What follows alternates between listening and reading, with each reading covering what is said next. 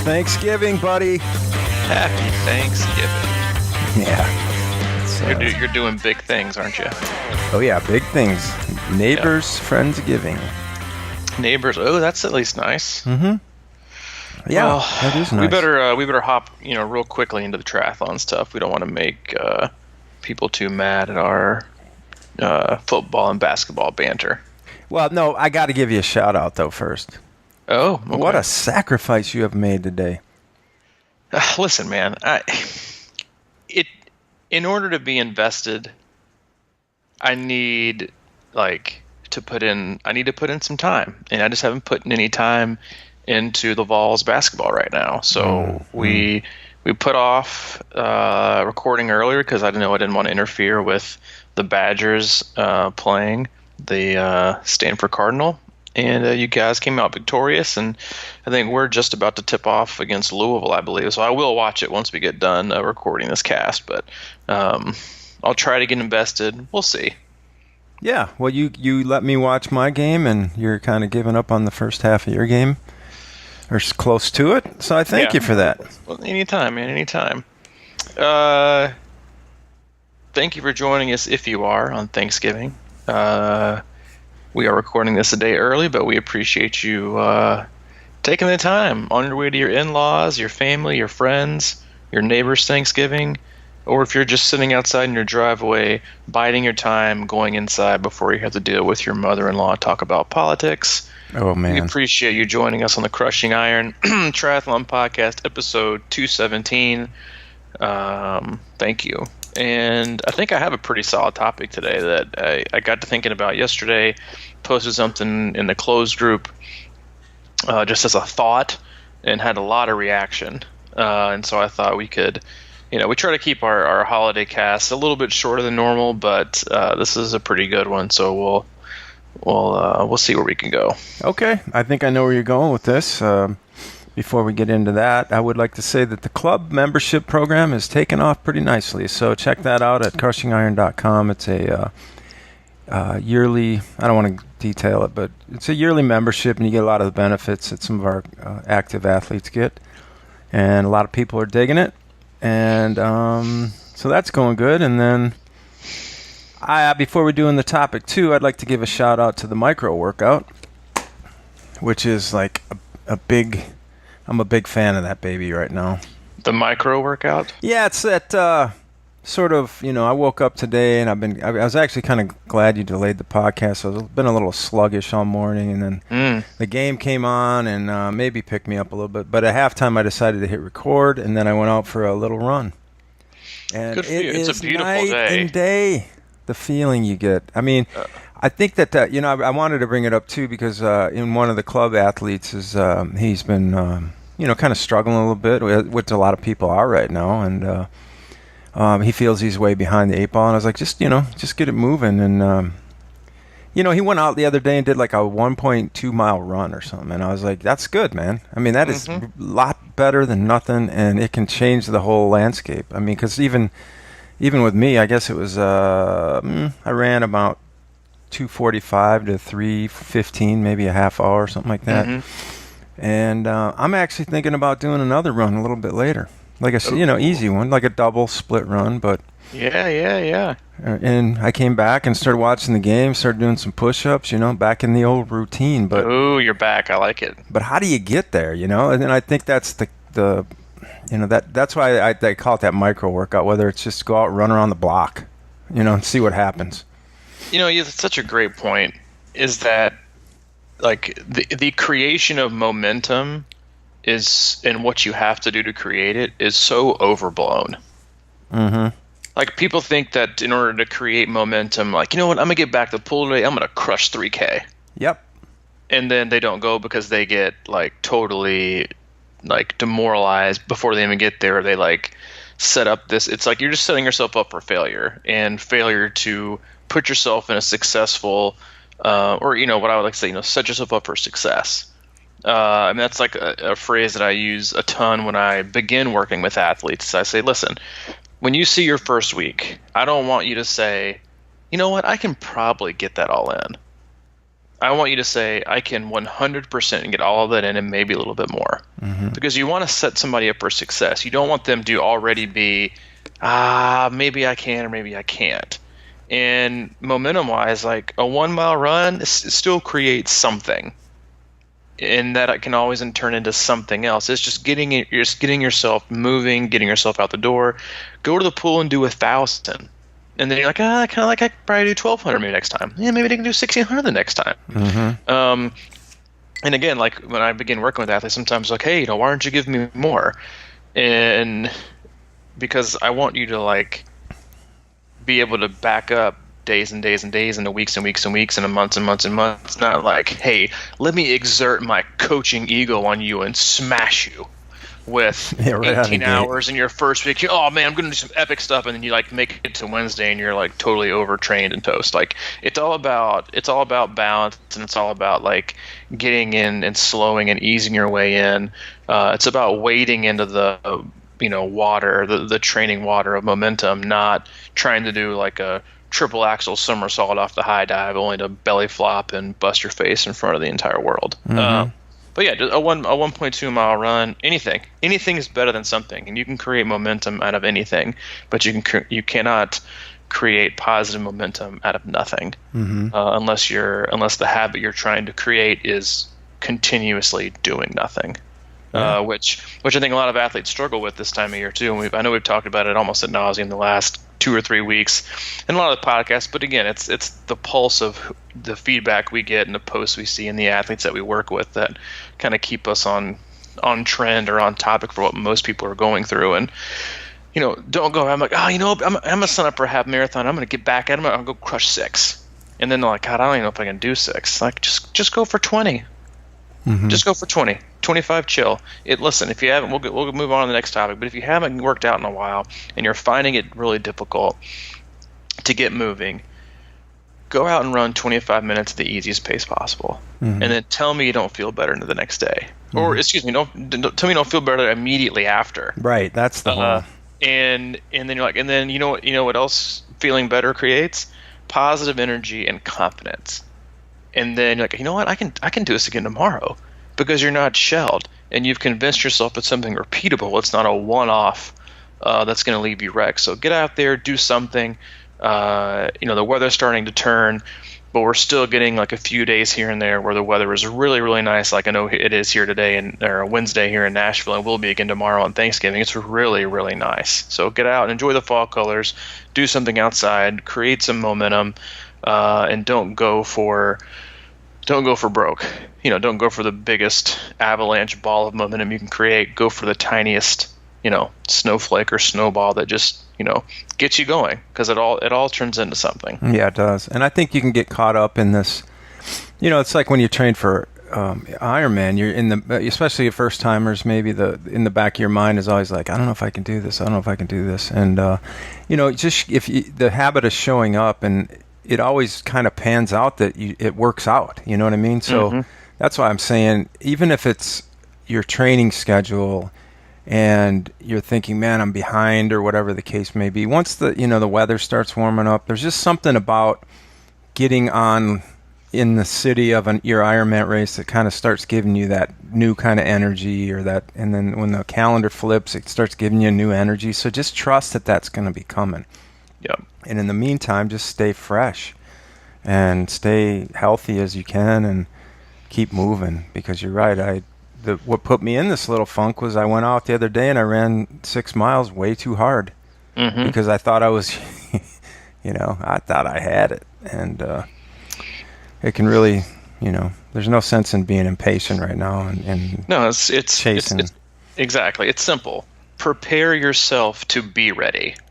Don't try to act like you're already ready. Yep. Big difference. Try to prepare yourself. It's like trying to act like you're gonna. I was having this conversation with a close friend of mine the other day, and he's like, all my friends just tell me like, they just want to be great. They want to do great things, epic things, and be remembered. And I'm like, dude, you just got to be good first. Yeah. It's like, I totally get that. It's like, let's just focus on like being good for a while. Let's not try to like wake up tomorrow and be, like this, the Steve Jobs and all those kind of people, like they didn't wake up like one day and just become them. They were just trying to be like really, really good. And then by being that, they turn into something great. And so, don't try to arrive tomorrow. Don't try to be ready tomorrow. Just prepare yourself to be available to be ready, or to prepare yourself to be ready. Or more ready than you would be having not done anything. And that's, I think, just a really important thing for anybody to see or feel this time of year when a lot of people are struggling. Yeah. And I think it's actually a pretty good segue into what you posted yesterday, if I'm thinking about the right thing, regarding when to choose your Ironman race, or is that the one? Yeah. I've had a lot of, it's the end of the year, so I've had a lot of discussions on next year and how the year went. And, you see this a lot with just, with athletes in general, and then, just being aware. And I think we see people sometimes in our closed group on Facebook, which is Crushing Iron closed group. You can search that on Facebook and we'll add you in. But I just made a comment. I said, are you looking to have a breakthrough Ironman performance? The answer might be not doing one this coming year, but waiting until 2020, depending on your goals, ability, and experience. Spending a year focusing on just speed and strength might be just what you need. After all, faster is always faster. And it got a lot of good feedback, and a lot of, tell me a little bit more about this. And if you don't have anything to like jump in with, I'm just going to like go off for a minute if you don't mind. Yeah, go for it, dude. So, the reason I say that is that so many athletes find themselves hovering within, and you honestly might fall into this category. You came in, you did this Ironman, you did really, really, really well, or you thought you did good. Whatever it is, you did one, and then you're like, but I got to beat it next year. But you found yourself in this 15 to maybe 30 minute, even like a 45-minute window of up or down, like positive or negative, more time or less time than your very first one. You're probably thinking, when am I going to like really take some time off? And obviously, before I get ahead of myself, let's make it very clear, like there are huge differences in courses, climate, and the day. Like you could race, like for the athletes that raced Cozumel on this last weekend, it was super hot and very windy, versus Arizona, which was like the most perfect temperature ever. It was like, it got warm, but for the most part, it was like almost a picture perfect day. So you could take the same athlete and the same, fitness and even the same execution and probably get maybe like a 20 to 40 minute difference depending on the athlete and where their fitness level is. So, outside of like environment, course, heat, all those kind of things, a lot of athletes struggle in this, especially when they jump into Ironman really, really quick in like the first year or even maybe 2 years. And what happens is they find themselves constantly in a base training phase followed by gigantic recovery.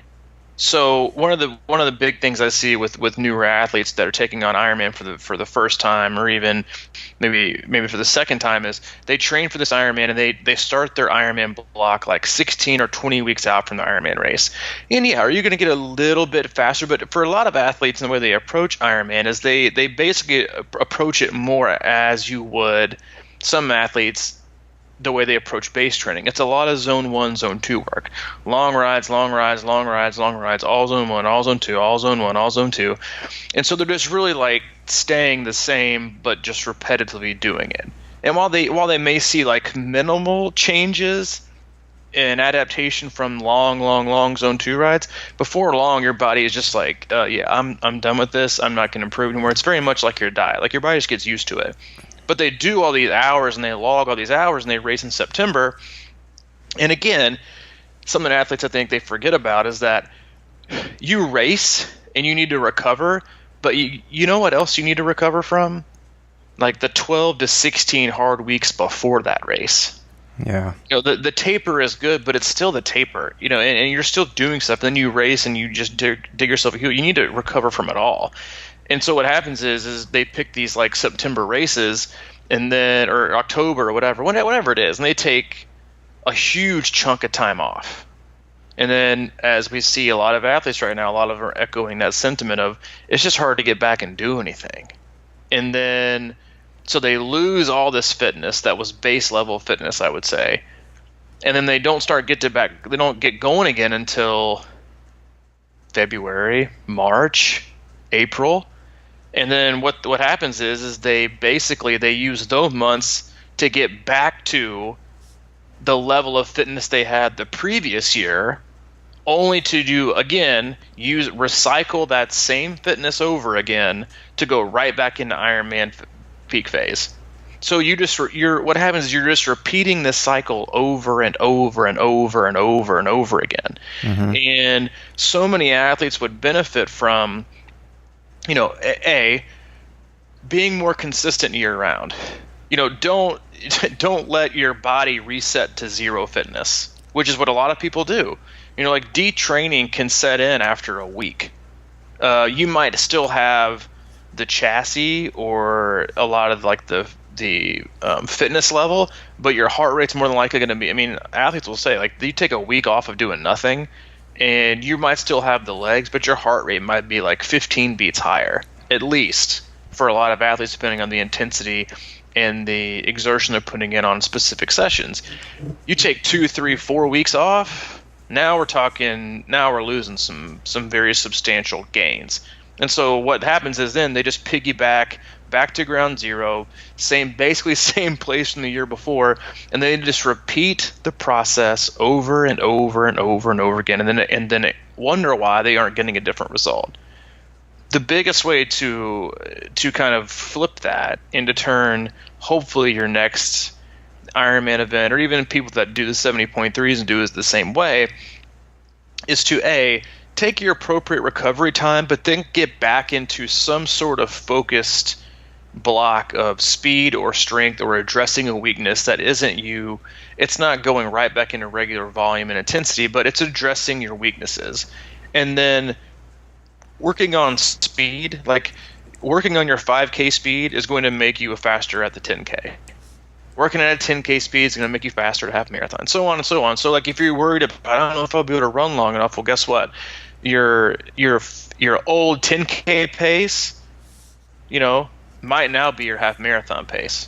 So like your 1.5 hour run that used to get you 6 or 7 miles might get you now 9. So, it's little things that I think athletes need to focus on and address, even though everybody loves to say they're hashtag Ironman training, hashtag Ironman coming up. Like, it's like focus on, there's no substitution for speed. And so like when you think about it, take your break, get back into things, don't take so much time off. And then another thing is stop. One of the biggest surprises a lot of athletes have when I start to work with them is I ask for a lot of very, very, very difficult interval sessions within these long 3-4 hour, 5 hour rides. Like, unless they're doing a double ride weekend, I'm just not going to say, go ride 4 hours easy, zone 1, zone 2, Ironman pace. What usually happens is I ask them to either front end or back end some very, very, very, very difficult intervals, like sometimes up to threshold.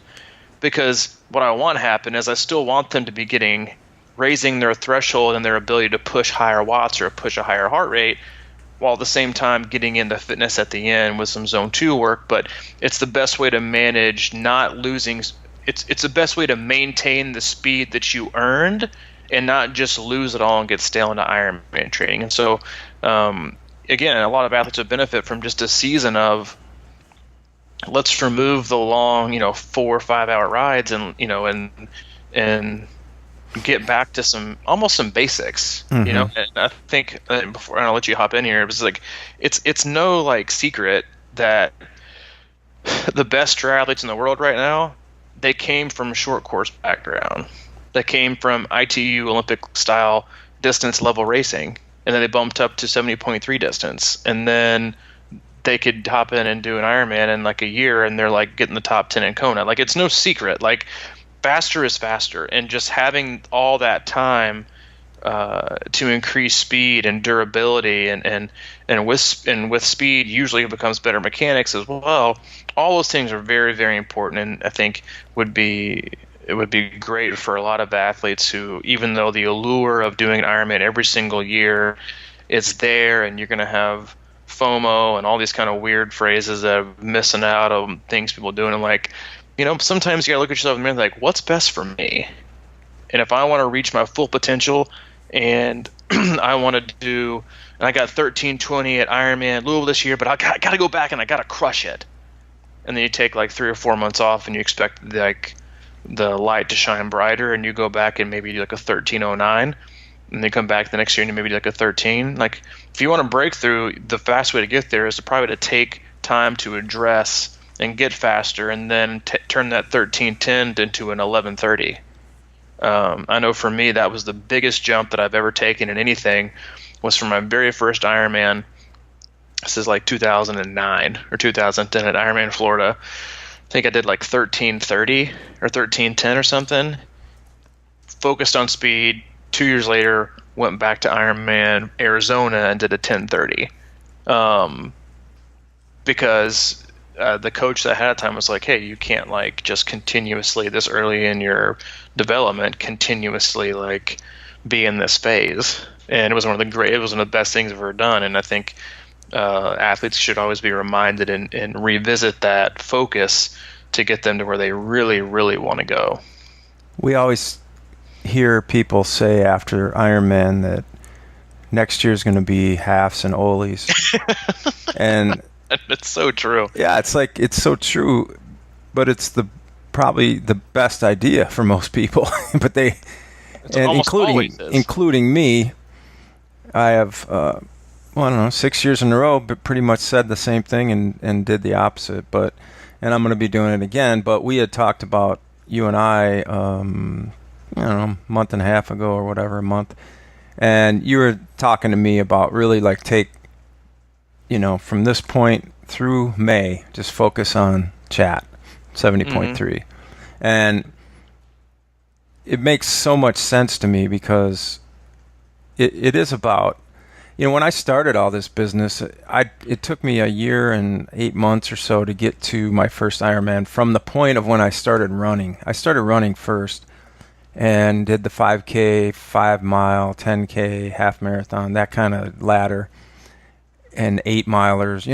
I just kept with it, but I was running a lot, and I was running a lot, for me, pretty fast. What I didn't have, though, was any of that chassis. So it was really almost kind of reversed in how it should be. But I do know that I would almost bet that out of all my Ironman races, I might have been my fastest for my first one, because of all that short racing I was doing. I didn't have I held on. I had a good first Ironman, but still, I think back to that, and it's like, now, why not take advantage of what I've built up and do that? And I know we talk a lot about long, slow running, and that's because people get ahead of themselves a lot. But if you have that base and you keep going through this fall and winter prepared to come out of that, gate going after it a little bit, like you're saying with the intervals. I love what you said about how long rides can have, why not have intervals inside of them and work that? Because you ride for an hour. What good is, I shouldn't say what good is, but riding 4 hours easy has its place. I understand that, but most people kind of, from what I've seen, if we go out to the trace or whatever, a lot of people really kind of get on the bike and just start hammering it a little bit. And my thought on that has always been, why not, cruise it out there for an hour and wake up and get ready and warm up, and then just start attacking hills for an hour or something like that, or hour and a half, and then chill it down. That was sort of... It's failure to know who you are and and knowing what you're about to do. Like we talked about this a lot when I first started working with you, and when you were prepared for Wisconsin and Louisville, and I was like, listen, dude, like, we're preparing you to be able to withstand the surges and the increases in power that you're going to have to be able to withstand, especially on those type of courses. Like, And because no one's gonna, you can tell me you want to, you're gonna be in zone 1, zone 2 the whole time, but you're not. Because if Hmm. you are, a lot of you are gonna move backwards, fall over off your bike from standing still. So not taking that into account and recognizing that on race day, that those factors and those demands, they come into play, and if you're not prepared for them, then you're probably going to be just emotionally and mentally distressed first because you're going out of your zone, you think it's so hard, and then obviously physically, once your body starts to produce lactic acid, and it just won't disappear, you're going to have it, but teaching your body to help dissipate it more quickly is another thing that athletes don't really focus on when it comes to like their longer rides, and even 70.3 or Ironman, or training for a full is like, you prepare your body to withstand like the greatest amount of intensity and pain that it can withstand. And I'm not asking you to go out and kill yourself for 5 hours. I'm not a fan of that either, but throw some intervals in the beginning, like some threshold stuff, and then ride the rest of it. And I think you'd be surprised at the level of fitness you'd be able to maintain, the speed wise, because the speed you gain, you just don't want to turn it into, like you don't want to create the speed so you can just get out there and put it in neutral and see how long you can coast. Like you want to be able to use that speed and keep it. And if the longer you stay into this longer endurance paced base training style and approach that a lot of athletes take to Ironman training, is you're just going to lose it. It's an old adage, but it's use it or lose it. And so you build all this time up, and you're like, oh, now it's time to go in my zone 1, zone 2 work, and then you act like your body's just going to miraculously like hold on to that same threshold. And it's just it's fool's gold. And so, if you're out there and you're thinking, hey, like I really need to, I got to do an Ironman this year, and listen, I'm with you. Like, no matter how many times I want to convince myself I'm doing this, doing that, every time a race happens, and every time I get a stupid email, like registration goes live, I'm like, that would be kind of cool. And then I'm like, slap myself. I'm like, no, that's not the plan. Like, stick to the plan. But it's so funny, like what you said about it. Was like, yeah, that did, Ironman Louisville, but I'm just probably gonna do short course next year, probably just Ollie's and 70.3s. Hmm. And that's either code for I didn't have the race that I wanted to, or my wife said I'm not doing one next year. Is usually what it also says. But it is. It's just it's an important phase to go into, and again, that's why I'm like, I have athletes that do it. Is why I'm such like I don't despise, but I have a hard cutoff for athletes that feel for whatever reason obligated to do a full marathon in the off season. And I know like people love them. I'm not a huge fan of them. But it goes right back into that long, more, endurance paced running versus getting faster. Like I would much rather you like don't train for a marathon, try to PR the heck out of your half marathon. And don't tell me that won't set you up, because the load is less. It's astronomically less from a half to a full. But at the same time, like training for a full marathon, good luck maximizing your potential and your speed and raising any kind of threshold in the pool or on the bike, because it ain't happening. And so you're just going to get, again, a lot of others do it, the transition from long course triathlon, take a few months off, like, yeah, now I'm going to get back into marathon training. I'm like, dude, like, it's like the zone 2 hamster on the wheel that never gets off. And so instead of doing something like that, go out and race a crap ton of 5Ks, get faster, work that leg turnover, and focus on, instead of doing another marathon that's going to demand a whole lot more mileage and a whole lot more volume and a whole lot more zone 1, zone 2 work. Why not hop in and try to just absolutely blast out of the water your best half marathon ever? And tell me that's not going to translate to an early season 70.3, which in turn is going to translate into a better full if you end up doing one. It's just that constant cycle of longer and longer and longer. Like, there's something wrong, or people are allergic to like going fast or getting faster. and focusing on the short stuff, yet they want to go longer but be faster at doing it. They're just not willing to either be patient enough or change things and do things differently. And yeah, don't get me wrong. Like, is zone 1, zone 2 stuff important? Absolutely. But also it comes to a point in no matter how many data freaked coaches or athletes are out there, like you get to a point to where your body's like, hey, you don't get to a point of diminishing returns. Because there's a lot of things as a coach and as an athlete you can look at in Training Peaks when you do an analysis. Is an athlete getting faster? Or are they staying the same? Or is all this like hard stuff, not the hard stuff, is all this like longer zone 1s and 2s, are now we were dropping 3, 5, 7, 10 seconds per mile off a month doing the base training. Because in most coaches will say the longer you can stay in the base training, the better. Because you're gonna be more aerobically efficient. Fat oxidation. It's usually safer for athletes. You can increase mileage. But at the same time, you can't be in it all year round. And if you want to get faster at some point, especially if you've come from Ironman training, and we talked about this before before I suggested focusing on Chattanooga, is like you have the base. So don't just fall back into base. Base training. Start to work on some speed. And athletes, so you're looking as a coach or an athlete looking at your Training Peaks or whatever format or platform you use, and so you're no longer taking 10 seconds off a mile, or your heart rate's not dropping. You know what that means? It means things have become static, things have become stale. Your body's rejecting to a point what you're giving it, and it's like, hey, dude, I know this. Again, it's back to the diet thing. Your body's like, hey, I enjoyed that diet for a while. We dropped a lot of weight, but I got you, man. I'm used to it. Good luck. And so when you get to that point, then you work in hills and speed and all that kind of things.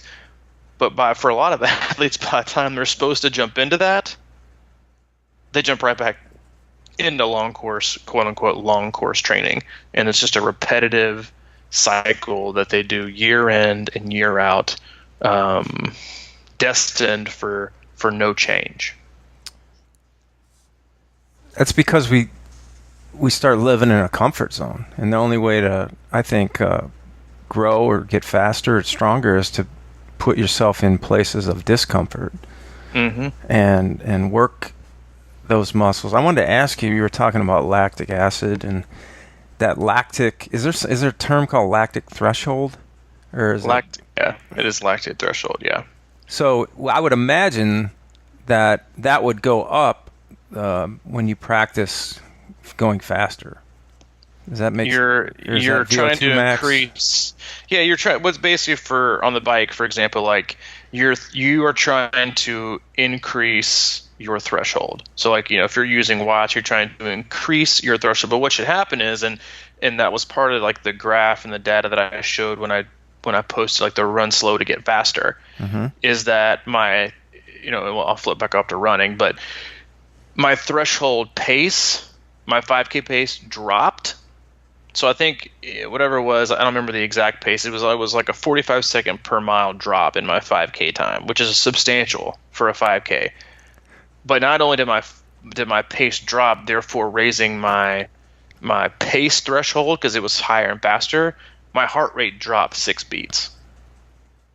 Okay. So it went from I think a 179 average to a 173.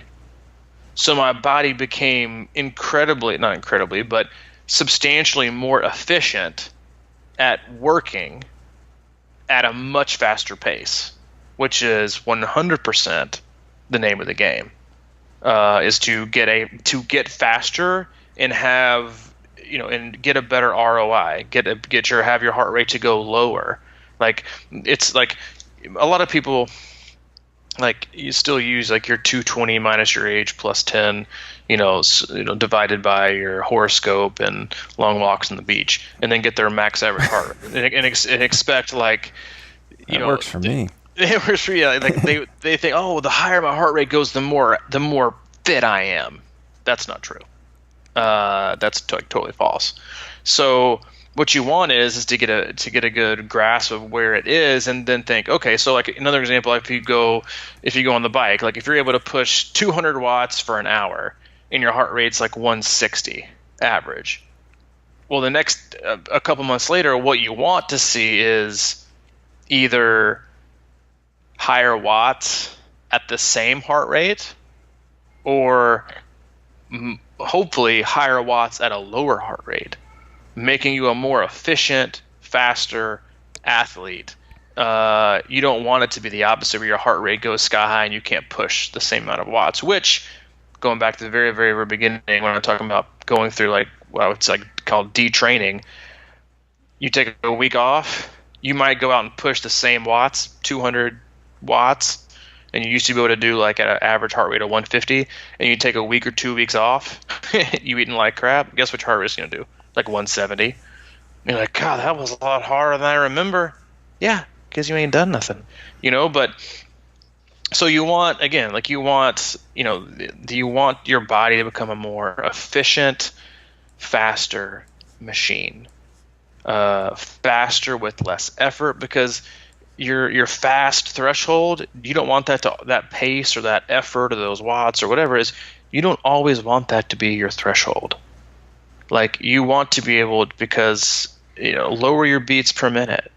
Obviously, that's going to help your body. Obviously, that's showing it's doing better. It's more efficient. Yet, you want your average power or your average pace to go up faster, using less energy on the course less. Tell me how you think that's going to work out. That sounds pretty good to me. I think I'll have 3. It's just it's little things like that. So again, like if you're teetering on the edge and you're I think I'm gonna do another one. Like, just you don't have to. You still get to consider yourself a triathlete if you don't do an Ironman. If you don't do one, you're not required to wear your finisher's jacket 365 to let everyone know that you have done one. Just to be clear, I have done one. Like, it's going to be... Just wear it to all the other races and stuff. I mean, it's which most people do. Like, you don't sign up for an Ironman, and yet every Throwback Thursday is you doing your Ironman. I'm like, so if you're going to do that, just go ahead and, like, do it. And so just, you don't have to do that. You can still consider yourself a triathlete if you don't do an Ironman. But just don't make your, Throwback Thursday every single time you did your Ironman. Just be where you are and be who you are, and stop feeling like you're missing out on it. Mm-hmm. Hayden says hi. It is some dog hair, man. Hey, you want to tell Uncle Mike hi? Hey, can you say hi to Uncle Mike? He's waving again. He's okay, good. About the grasp of what's going on. He waves back. What's interesting about that stuff, and thinking about running 5Ks and 10Ks and training for a full by doing halves and all that. So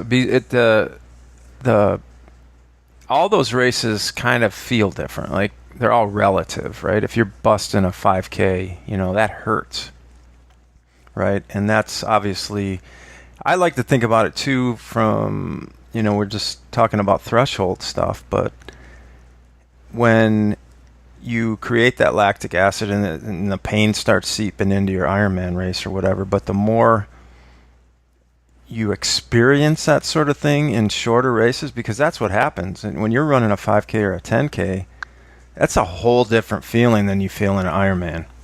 Totally. Well, it is, but to an extent, like, it's not, because it's your ability to also deal with excruciating pain and force your body to keep moving. That's what I'm talking about, though. Yeah, it's not the first 5 miles, but guess what?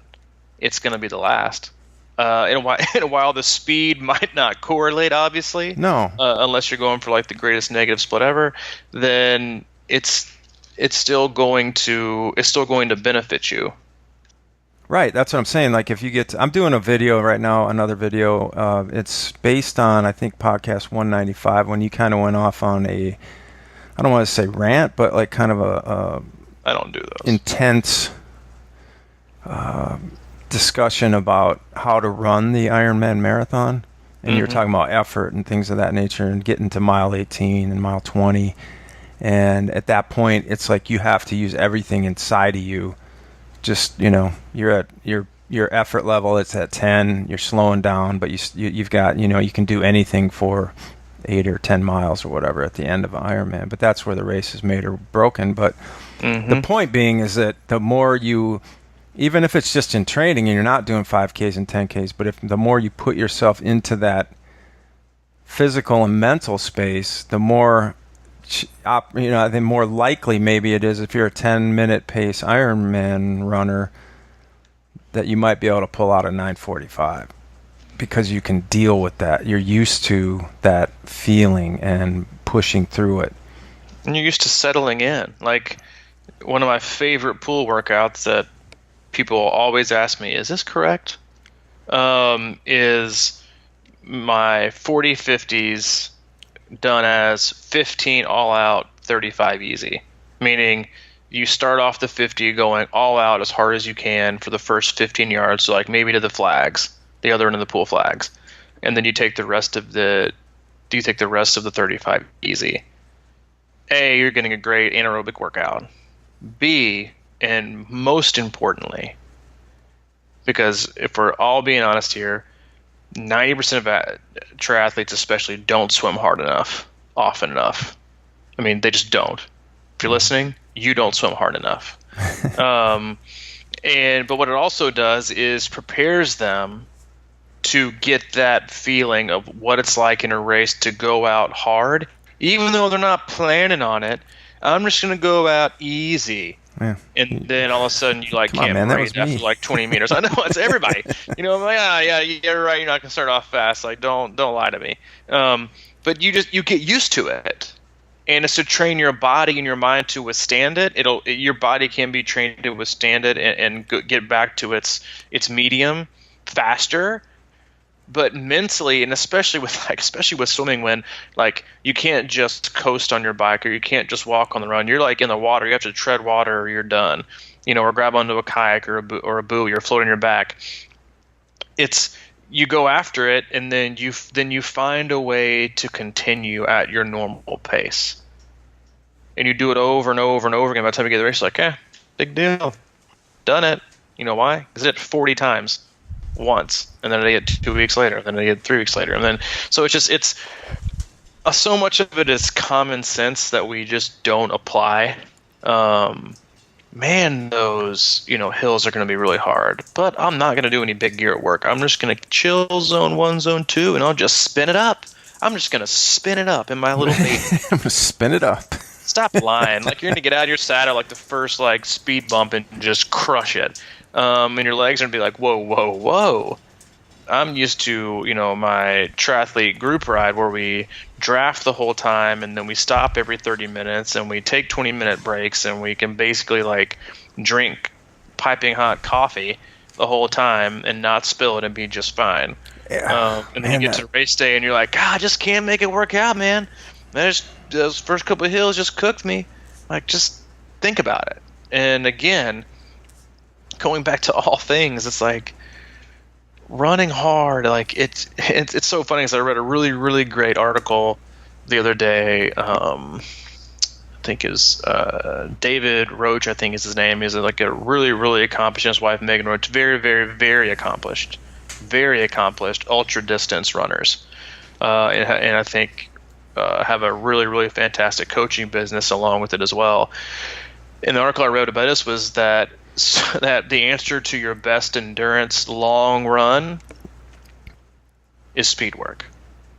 And just like not doing like the long, slow stuff all year round, because like, just think of it this way, we'll just kind of close it off, is that if you're just very, very simply, if your running best pace threshold is like a 7-minute mile, then your zone 1, zone 2 is probably going to be 9.5, maybe even 10. If your threshold run pace comes down to a 6 or a 5:30,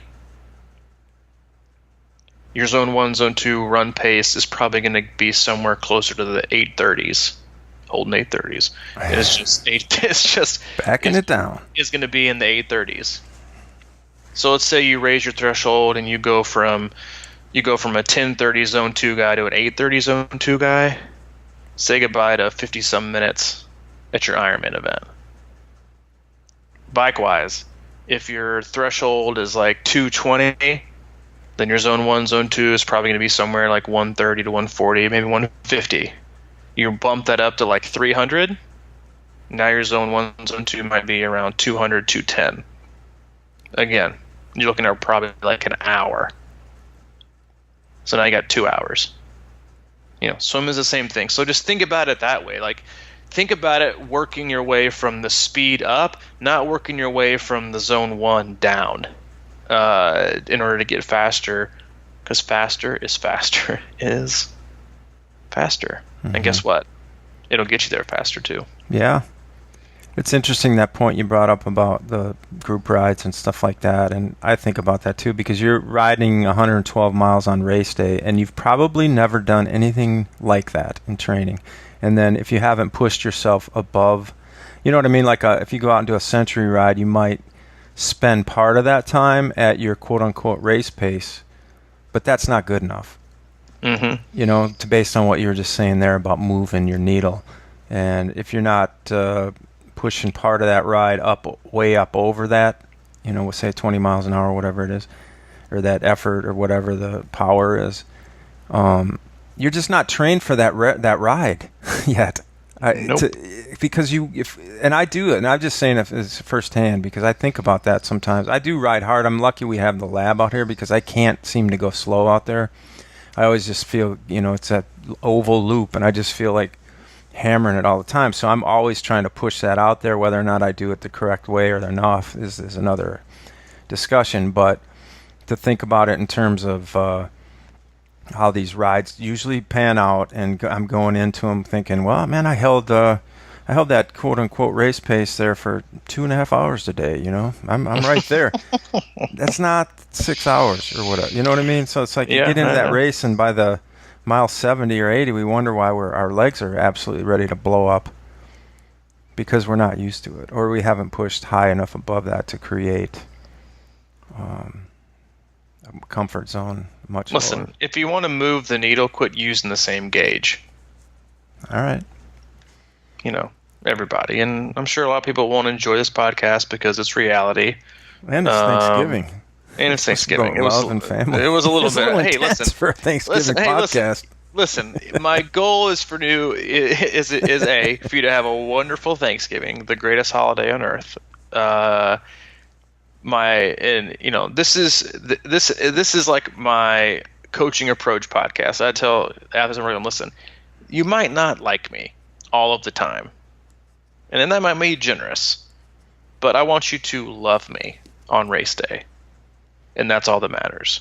So while this may not have been the uplifting Thanksgiving, Mike and Robbie's 10 things they're grateful for, I hope you apply some of this to your training and to your approach and to your decision making in your 2019 races.